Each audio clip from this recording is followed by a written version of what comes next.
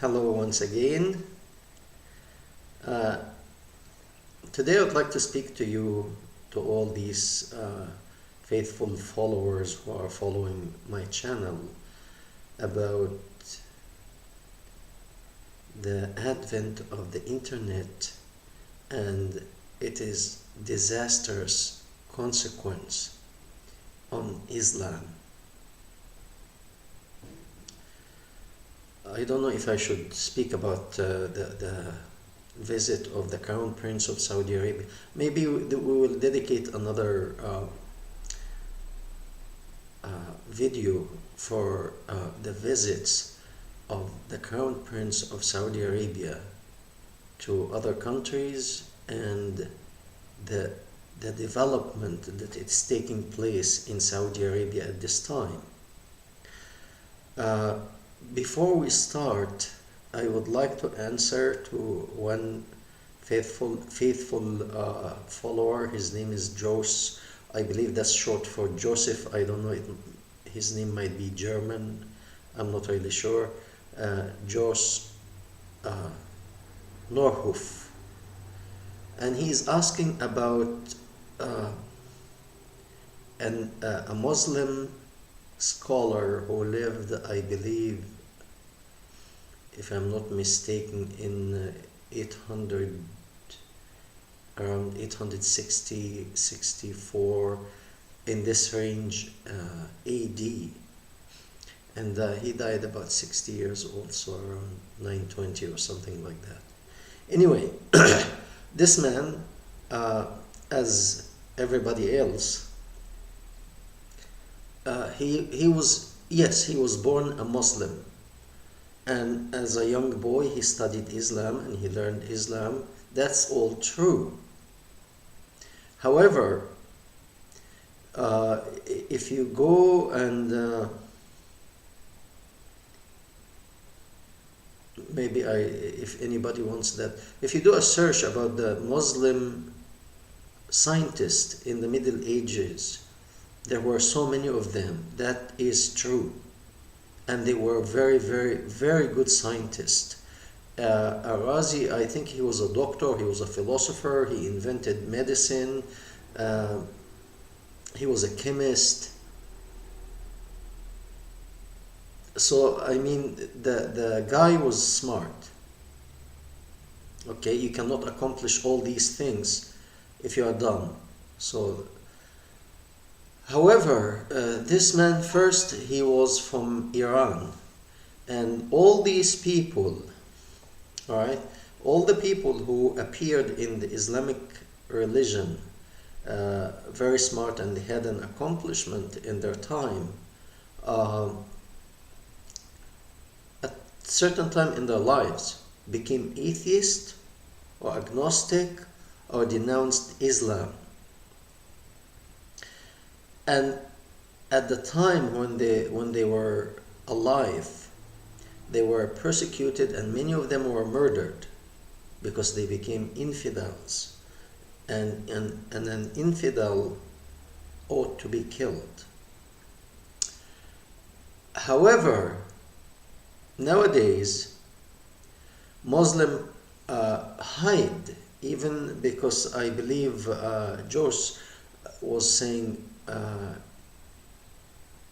on the website of Wikipedia,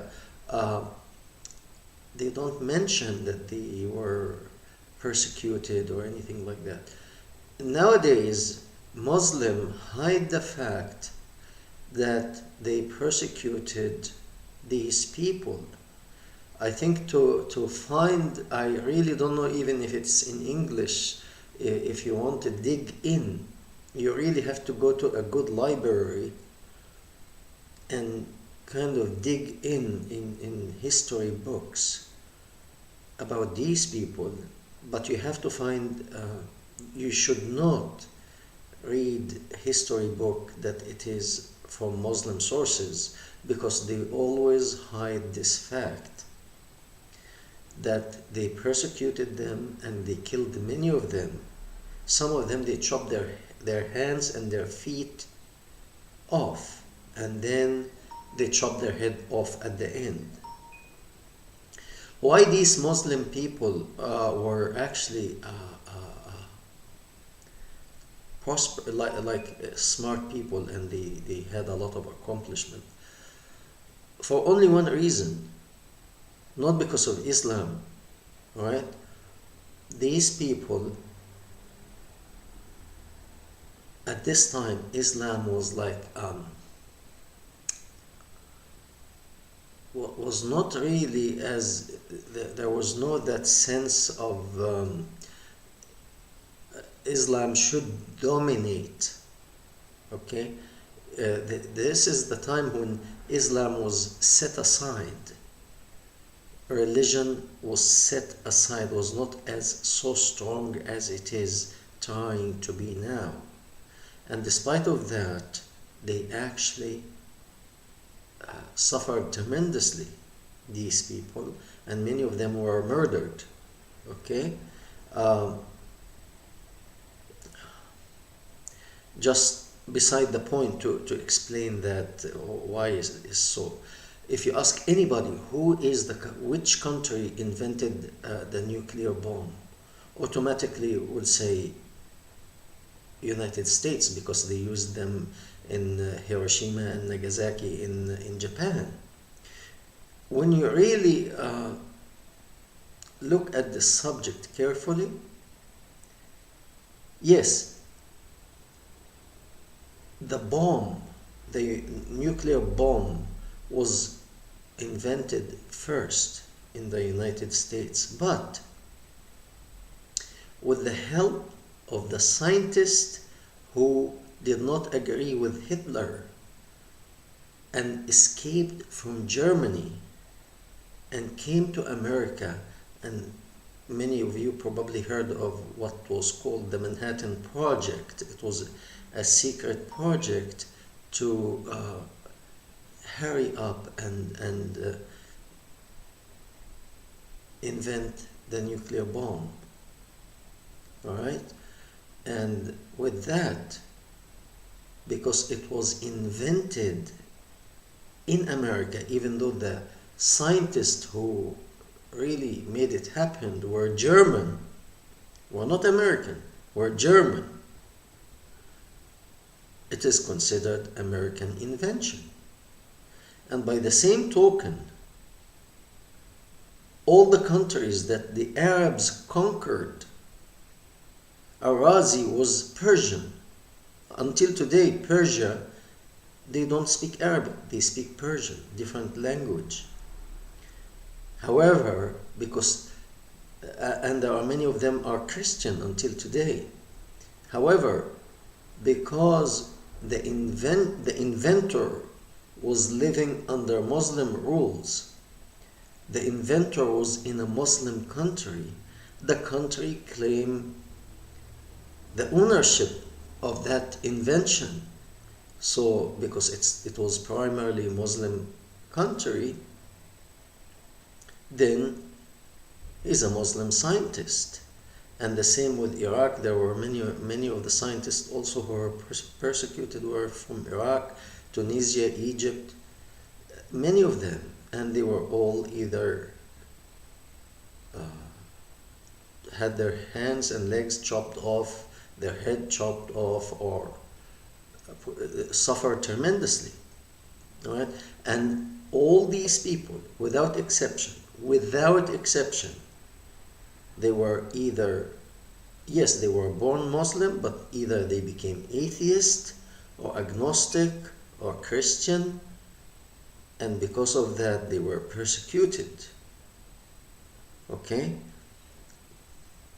If you ask yourself this question, if the Arabs were so smart as they proclaim, and they brought civilization to the West, and they were the reason that the West advanced and Europe was in the dark ages, and the Muslim took them to the light of Islam, and blah blah blah blah, all that propaganda that we hear from Muslim clerks all the time. You see them on YouTube so proudly saying that this is all a lie. This is a big lie. And the reason here is, okay, if so, if the Muslims were so advanced like this, okay, if they were so advanced like this, why they did not, uh, why we didn't see any advancement in the Arabian Peninsula? Why? We didn't see one of these scientists appeared in Arabia, okay? Until 1960, this region was desert. After the oil boom, the boom of the oil and the demand of oil, and they found oil in their country, and they started to export this oil to other countries like United States, Europe, Japan, China, and all other countries. Then they became wealthy. Then they started to invest in the infrastructure of their country. But before that, from the beginning of Islam until 1960, Arabia was desert. During the time of Muhammad, and even this is debatable, that Mecca existed in Arabia. Some people say Mecca was around Jordan or Syria, Damascus. Okay, around this time, this region, only the merchant who basically coming from other countries is like if you come to New York City, you will find business people from Germany, from Britain, from France, from different countries coming to America because it is the center of business. It is the center of business. Okay, but there are other people, New Yorkers, who are living on government assistance, for example. They don't have a job, they are homeless, and so on. And that was the case in Arabia when Muhammad appeared. Only this elite who really had a lot of wealth with them, and they knew how to multiply it. And you have all these commoners living around them, waiting for some crumbs from these people. So that is to answer that question. That was a very good question, because I always try to answer the questions in the beginning of the video. Now, this video is about the advent of the internet and its negative effect on Islam. When we look at Islam actually, I don't mean to offend, but Islam really thrive on ignorance. Islam thrive on ignorance. And we have to admit that with the coming of the internet, there's wealth of information of all type available to many people at their fingertips. Before that, before the coming of the internet, let's say you're doing a research on a particular subject, you had to go to not your town's library because you may not find the book that you're really looking for. You have to travel to the capital or to even sometimes to another country to go and see that historical book that there is only one copy in that library, and that's it. You have to read it there. You cannot even take it out. Okay? And take whatever information you want from this book and basically go home. But now you can go on the internet and find this information much easier. So before that, Islam was never, and the Muslim clerks, Muslim preachers were never challenged. They were never challenged on all the claims that they are doing, because the world was kind of like isolated still. Intellectually, we were really very isolated. So later on, when we got together through the internet and we connect and people started to talk, things were brought into the light. And if you look also on the internet, there are many Muslim groups who are resorting to violence. This, in my opinion, it is because they know they are under the microscope, and they know that they cannot hide, and they know all the nonsense that they used to say and get away with it is now obsolete. They cannot use that anymore, they cannot do that anymore, it's done. You can hear it in the tone of many Muslims when they talk. They portray themselves as victims. Victims. That the West, Europe and America, and all the Western nations, and Japan and China, everybody is conspiring to destroy Islam. It's like almost like people wake up in the morning in each and every country, whether you are Hindu country in India, or Christian, or Jews, or all the Christian nations, all the Buddhist nations, all the atheists, every human being, everybody wakes up in the morning and they start thinking, okay, now how can we do to destroy Islam? Actually, before the coming of the internet and people seeing for themselves how twisted this ideology is, nobody paid attention to that. So I feel this is happening now because of frustration, because they are under the microscope and there is no more darkness in a way. We are, like in the Western movies, we are in a high noon when the sun is 100% vertical on the earth. There is no shadow anymore. You know, like when the ray of the sun coming down 90-degree angle to the earth, then there is no shadow. You can see all the flaws of the ideology or the person. So they can see and sense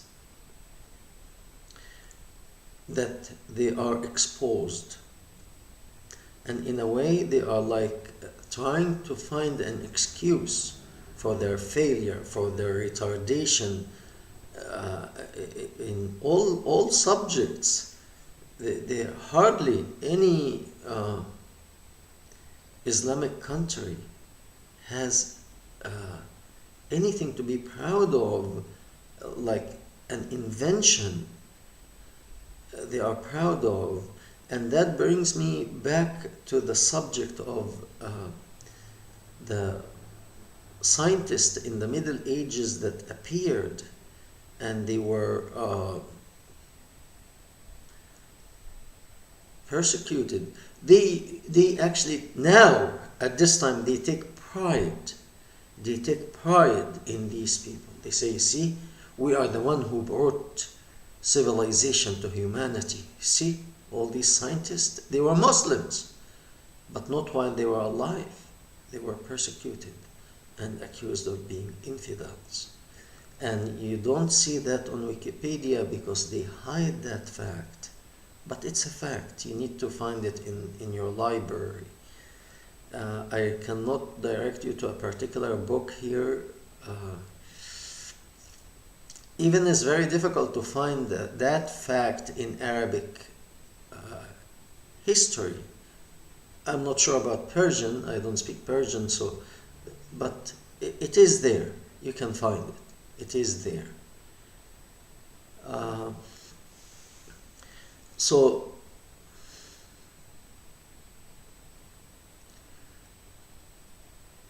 that excuse that there are many countries who suffered tremendously. Let's say after Second World War, Germany, Japan, actually all Europe was destroyed. Some cities in Germany were leveled to the ground. All right? Japan was devastated after World War II. But these people, instead of dwelling on the past and portrayed themselves like the Muslims do now, were victim of America, were victim of Great Britain, were victims of this or that, or no. They pulled together, even though they were hungry, they were starving, there was no food, there was no heat, and they rebuilt. And even they were willing, Japan and Germany were defeated primarily by American forces. And these both countries, Japan and Germany, both of them worked together with America and they rebuilt their country. Japan is one of the leading in technology. Japan is one of the most advanced nations on earth. The same with Germany, the same with many countries.